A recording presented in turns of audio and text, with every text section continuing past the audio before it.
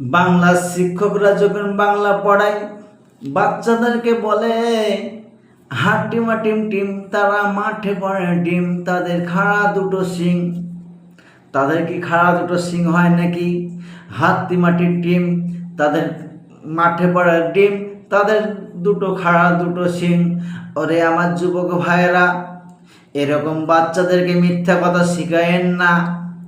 এরকম সত্য কথা শিখাতে গেলে, ইমানদারি হয়ে নিয়ে চলতে গেলে অবশ্যই অবশ্যই সেই বাচ্চাটাকে মাদ্রাসায় ভর্তি করবেন।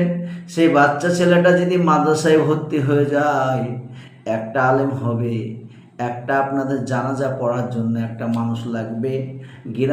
গ্রামে মসজিদে নামাজ যদি পড়াই, আপনাদের কত সুন্দর আনন্দ লাগবে, ভালো লাগবে। আর মাদ্রাসার নামে মিথ্যা কথা হবে না। মাদ্রাসাতে যখনই পড়তে যাবে তখনই প্রথম নম্বর হবে আলিফ। আলিফ মানে হচ্ছে আল্লাহ এক। এখান থেকেই আমার সত্য কথা চলে শিখে আসবে। আর সত্য কথা যখন নিয়ে চলবে, মানুষের সামনে হক কথা নিয়ে বলবে, মানুষকে মিথ্যা কথা বলবে না। আল্লাহ পাক রব্বুল আলামিন সেটা মাদ্রাসার ছাত্রদেরকে জ্ঞান দেয়। দেখবেন সাধারণ